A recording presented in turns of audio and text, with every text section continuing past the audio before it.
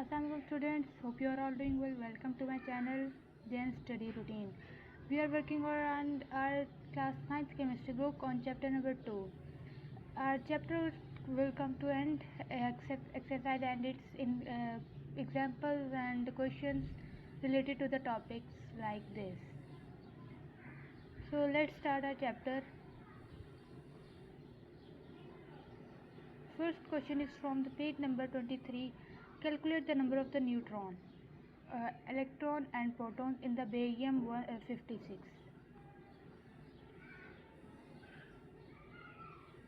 Each barium atom will have 56 protons and 56 electrons. As we know that number of the electrons is equal to the number of the protons, so 56 are protons in barium and 56 electrons in barium also, right? Next, the number of the neutron in barium will be calculated as follow.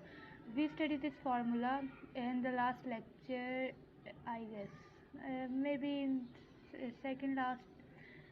This is the formula to calculate the number of the neutrons. N is equals to A minus Z. N is the number of the neutrons, A is our atomic mass number, and Z is the atomic number.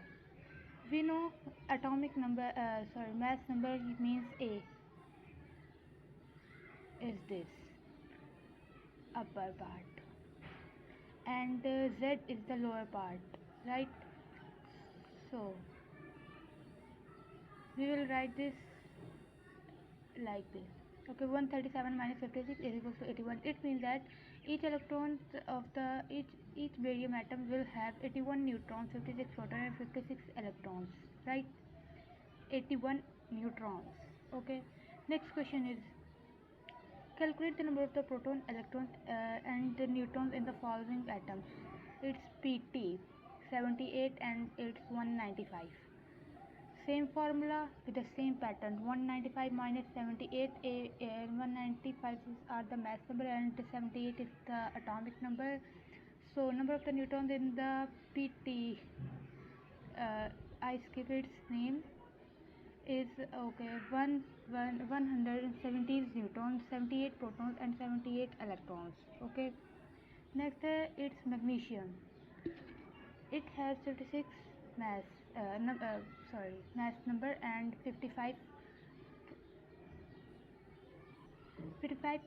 mass number and 25 atomic number. The number of the protons number of the neutrons in the magnesium is 30, 25 electrons and protons. Its iodine with the same pattern, 127 its mass number and 53 atomic number. Its iodine has 74 neutrons. Okay, in every atom number of protons and number of electrons are same. Okay, so next is why isotopes of an element shows the same chemical properties while their physical properties are different. Isotopes of an element in question, they ask कि हमारे पास किसी भी element के isotope जो होते हैं उनकी chemical properties same होती है लेकिन फिजिकल प्रॉपर्टीज डिफरेंट होती हैं, क्यों? The answer is that isotopes of an element have the same atomic number and therefore the same electronic configuration means same number of electrons. कहते हैं कि एक एलिमेंट का जो आइसोटॉप्स है उसके सेम अटोमिक नंबर होते हैं क्योंकि ये अटोमिक नंबर यानी number of proton and number of electrons, okay number of proton same होते हैं हर एक एलिमेंट के, जैसे अभी हमने पिछले क्वेश्चन में किया है. ये देखें 53 अगर ये इसका आ गया प्रोटॉन नंबर, आगे इसके जो आइसोटॉप्स हैं उनका भी प्रोटॉन नंबर 56 ही होगा.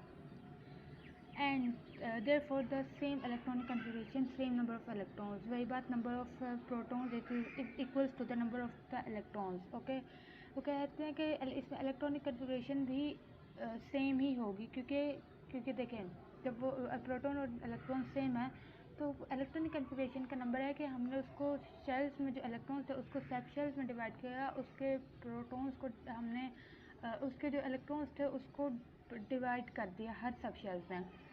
तो ये बात हमारे पास इलेक्ट्रॉन्स की होती है इलेक्ट्रॉनिक कन्फिगरेशन में, तो यानी ये भी सेम हुई. Chemical properties depend upon the electronic configuration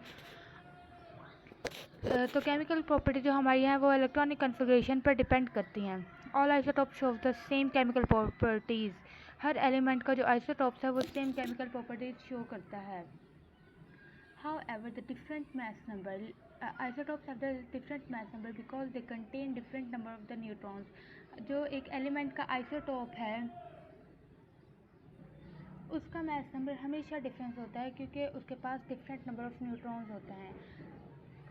as the result हमने जब ये पढ़ा था टॉपिक आइसोटॉप्स का हमने टॉपिक पढ़ा था उसमें हमने हाइड्रोजन की एग्जांपल ली थी, प्रोटियम, ड्यूटेरियम, हाइड्रोजन के आइसोटॉप्स की एग्जांपल ली थी जिसमें आया था उसके 3 आइसोटॉप्स होते हैं, हाइड्रोजन या प्रोटियम, दूसरा था ड्यूटेरियम और तीसरा था ट्रिटियम। उसमें उसके प्रोटॉन नंबर तो सेम थे लेकिन उसके जो न्यूट्रॉन नंबर ऑफ न्यूट्रॉन्स थे वो डिफरेंट थे। हाइड्रोजन में 1 था, ड्यूटेरियम में 2 और ट्रिटियम में 3, यानी हमारे पास हर आइसोटॉप्स के जो नंबर ऑफ न्यूट्रॉन्स होंगे वो डिफरेंट होंगे। As a result properties that depend on the mass such that density, melting point, boiling point and the rate of the diffusion are different. इसीलिए जो हमारे पास प्रॉपर्टीज़ होती हैं जैसे density, boiling point, melting point, rate of diffusion, ये हर एक आइसोटॉप की डिफरेंट होती हैं। ये फिज़िकल प्रॉपर्टीज़ में आता है। हमने फर्स्ट चैप्टर में पढ़ा था जब हम पढ़ रहे थे इसकी केमिस्ट्री की ब्रांचेस को, तो उसमें आया था एक फ़िज़िकल केमिस्ट्री। फिज़िकल केमिस्ट्री में यही होता है कि उसके बारे में जानना वो किस तरह का है। तो यहाँ पे हमारे पास हर आइसोटॉप्स की जो फिज़िकल प्रॉपर्टीज़ हैं वो डिफरेंट होती हैं, उसकी रीज़न ये रही। नेक्स्ट क्वेश्चन है why does a radio active isotopes emit radiation. हमारे पास जो रेडियो एक्टिव आइसोटॉप्स हैं वो उनमें से रेडिएशन क्यों निकलती हैं। A radioactive isotopes emits radiation because its nucleus is unstable। Topic को पढ़ते हुए भी ये बात हमने पढ़ी थी कि एक उसमें से एक आइसोटॉप्स में से रेडिएशन तब इमिट होती है जब उसका न्यूक्लियस अनस्टेबल होता है, यानी उसके अंदर उसका जो लास्ट सब शेल होता है लास्ट शेल होता है उसमें 8 इलेक्ट्रॉन्स पूरे नहीं होते, इसीलिए वो अनस्टेबल होता है। तो become stable the unstable nucleus releases energy in the form of alpha, beta और गामा रेडिएशन। वो अपने न्यूक्लियस को स्टेबल बनाने के लिए एनर्जी रिलीज़ करता है, रेडिएशन रिलीज़ करता है जो कि अल्फ़ा, बीटा और गामा की फॉर्म में होती हैं। इसका आंसर इतना ही लिखना है। हमेशा सिर्फ वही आइसोटोप रेडिएशन रिलीज़ करता है जो अनस्टेबल होगा। स्टेबल आइसोटोप कभी रेडिएशन रिलीज़ नहीं करता। ये बात MCQs में भी आ सकती है। और ये सब शॉर्ट क्वेश्चंस हैं जो अब हम कर रहे हैं कि एक बुक के अंदर से भी आ सकते हैं, चैप्टर के अंदर से भी आ सकते हैं, एक्सरसाइज भी इंपॉर्टेंट होती है। Give an example of the radioactive isotopes which disintegrates to give the stable atom। तो कहते हैं कि एक ऐसे आइसोटॉप की एग्जांपल दो, रेडियोएक्टिव आइसोटॉप की एग्जांपल दो जो कि हमारे पास स्टेबल रेडियोएक्टिव वो होते हैं जो अनस्टेबल होते हैं क्योंकि उनमें से रेडिएशन निकल रही होती है। तो कहते हैं कि ऐसी एग्जांपल दो जो रेडियोएक्टिव आइसोटॉप से स्टेबल एटम हो जाए। यहाँ पे उन्होंने एक एग्जांपल दी है कार्बन 14 की। It is a radioactive isotope. ये हमने टॉपिक पढ़ते हुए आइसोटॉप्स एंड देयर मैसेज वाला टॉपिक पढ़ते हुए भी ये एग्जांपल पढ़ी थी और उसमें भी ये बात हमने पढ़ी थी। It is a radioactive isotope while other 2 isotopes of carbon are stable. Okay, that undergoes beta decay and changes into nitrogen 14 which is the stable atom. वो कहते हैं कि हमारे पास जो कार्बन 14 है वो एक अनस्टेबल एटम है, अनस्टेबल आइसोटॉप है क्योंकि वो रेडियोएक्टिव, उसमें से रेडिएशन रिलीज होती हैं, फिर इसमें से एक बीटा रेज निकलती हैं जो चेंज हो जाती है नाइट्रोजन 14 में और फिर ये स्टेबल हो जाता है। ये अगर आप एक इक्वेशन न्यूक्लियर इक्वेशन लिख देंगे एक अच्छा इंप्रेशन पड़ जाएगा चैकर पर और आपको अच्छे मार्क्स मिल जाएंगे, राइट। नेक्स्ट मूव करते हैं तो आगे आता है how would you compare the message of the atom of the magnesium and the chlorine. Oh sorry, ये Mg होता है मैग्नीशियम और यहाँ पे हमारे पास था ये मैग्नीज था, sorry. Okay, the message of the atom is determined by its mass number. कहते हैं कि हर एटम का जो मास है वो उसके मास नंबर से डिटरमाइन किया जाता है। जैसे मैग्नीशियम जो है उसका मास नंबर है 24 और हमारे पास क्लोरीन का मास नंबर है 35.5, एवरेज एटॉमिक मास 35 है। therefore the atom of the chlorine atom is heavier than the magnesium। देखिए साफ पता लग रहा है कि वो मैग्नीशियम है 24 और क्लोरीन है 35, तो 35 हमारे पास 35.5 ये हमारे पास ज़्यादा होता है, तो इसलिए हमारे पास जो क्लोरीन का एटम है वो हैवियर होता है मैग्नीशियम एटम से। नेक्स्ट ये हमारे पास आ जाता है आइसोटोप वाला टॉपिक। इससे रिलेटेड क्वेश्चन थे, एक बार बुक पे देख लेते हैं। यहाँ पे ये हम पेज नंबर पर हैं 27 पर। इस टॉपिक का मैंने ये एग्जांपल छुड़वा दी थी कि क्या हम इसको एग्जांपल्स के साथ ही करेंगे। तो अब हम इसको करते हैं। इन्होंने हमने पढ़ा था कि हमारे पास जो रिलेटिव आइसोटोपिक मास होते हैं उनको हम एम से रिप्रेजेंट करते हैं, और जो हमारे पास आइसोटोपिक अबंडेंस होते हैं वो हम पी से रिप्रेजेंट करते हैं। ठीक है, हर आइसोटोप के अलग अलग होता है। फॉर्मूला हमारे पास है ये रिलेटिव एटॉमिक मास m1 p1 plus m2 p2 plus m3 p3 over 100, right.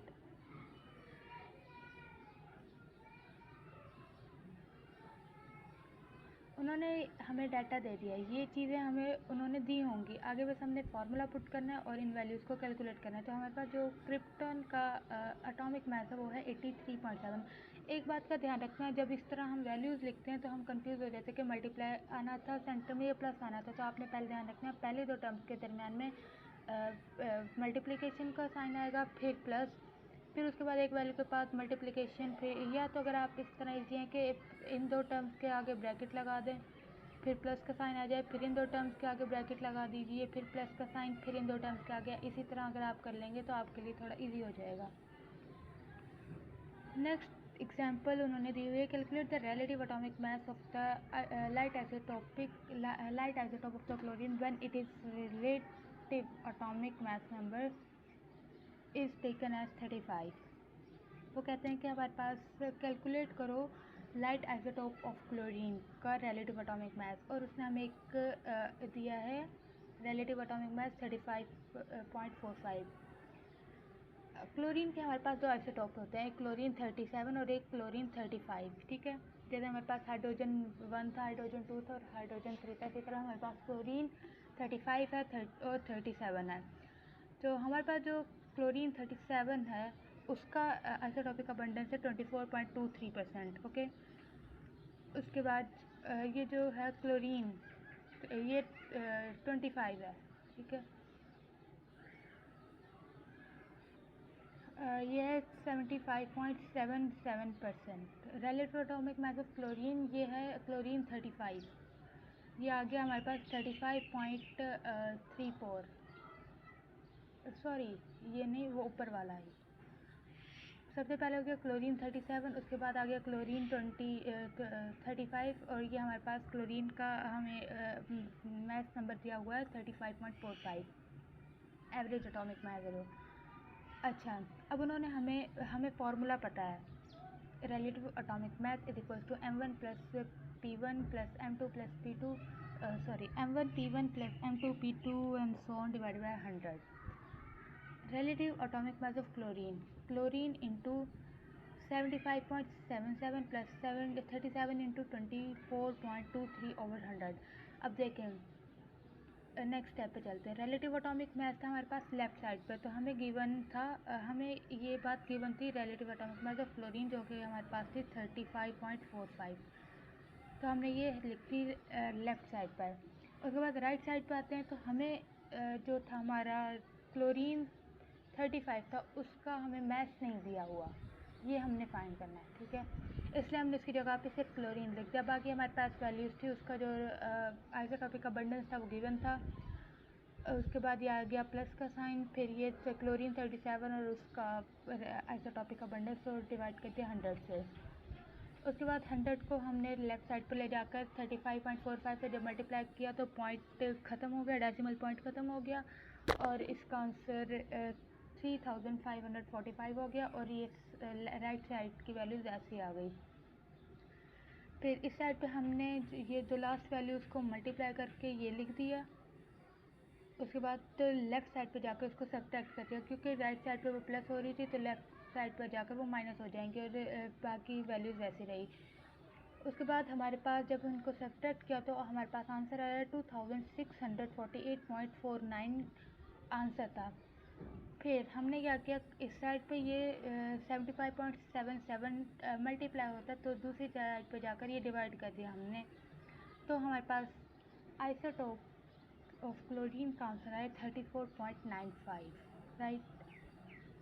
अच्छा बच्चों, एक बात याद रखनी कि पॉइंट के बाद जो भी वैल्यूज़ होती है उसको एक साथ नहीं पढ़ते, उसको अलग अलग पढ़ते। जैसे ये है 75.77 नहीं पढ़ेंगे इसको, 75.77 पढ़ेंगे इसको, ठीक है। उसके बाद वो कहते हैं कि last question I guess, yes, calculate the relative atomic mass of the lead Pb.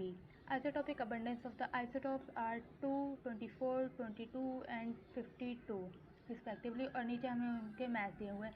ऊपर हमें आइसोटॉपिक अबंडेंस यानी पी की वैल्यूज़ दी हुई है और नीचे हमें एम की वैल्यूज़ दी हुई है। ओके, फार्मूला हमारे पास सेम ही रहेगा, लेकिन आपने ये ध्यान रखना है कि ये इनके आइसोटॉप्स हैं वो किस तरह के। 204 उसका है हमारे पास अबंडेंस है 2, 206 के 24, 207 के 22। अब ये नहीं करना कि 22 को हम 24 की जगह लिख दें, 24 को 22 की जगह, के ऑर्डर सही हो जाए, नहीं, जिसका जो दिया हुआ है उसी के साथ लिखना है, वरना आपका आंसर गलत हो जाएगा। तो अब हमारे पास एक बात याद रखना, अब ये पी भी है, यहाँ पे जो होता है Z होता है और ऊपर जो दिया होता है वो A होता है, ठीक है। यानी हमारे पास जो ऊपर दिया होता है वो M की वैल्यू होती है और जो नीचे दिया होता है वो P की वैल्यू होती है, according to our formula. Okay, तो हमने ये यहाँ सारी वैल्यूज़ पुट कर दी। 204 into 2 plus 206 into 24 plus 207 into 22 plus 208 into 52 divided by 100। यहाँ पे हमने उसने हमसे relative atomic mass of lead ही पूछा है, इसलिए हमने सारी वैल्यूज़ वहाँ पुट कर दी। वैल्यूज़ हमारे पास सारी गिवन थी, इसलिए लेफ़्ट साइड पे हमने वो चीज़ लिखी है जो हमने फाइंड करनी है। उसके बाद एक अपनी आसानी के लिए आप लोग इस तरह कर लें कि कैलकुलेशन गलत ना हो, कि पहले वैल्यूज़ को मल्टीप्लाई कर लें फिर उनको बाद में ऐड कर लें, ठीक है। ये हमारे पास आंसर आ गया 20,722 ओवर 100। जब डिवाइड किया तो 207.22 हमारे पास आइसोटोप लेड आ गया। तो एक चीज़ और मैंने आपको बतानी थी कि ये जो दो फार्मूलाज हैं इस चैप्टर में, एक नंबर ऑफ न्यूट्रॉन है, एक हमारे पास आइसोटोप्स को फाइंड करने का सॉरी रिलेटिव एटॉमिक मास को फाइंड करने का फार्मूला है। इनको आपस में मिक्स नहीं करते ना कि हमने number of neutrons relative atomic मास की जगह लिख दिया, रिलेटिव एटॉमिक मास की जगह पे नंबर ऑफ न्यूट्रॉन्स वाला फार्मूला यूज़ कर लिया, ठीक है। ध्यान से स्टूडेंट्स, तो आज का हमारा लेक्चर यही था, होप तो आपको समझ आया होगा। If you are confusing anything, so you will feel to text me in comment section. I will try my best to answer your question, inshallah. So today our lecture will come to end, and in the next lecture we will complete our exercise, inshallah. And तब तक के लिए अल्लाह हाफ़िज़।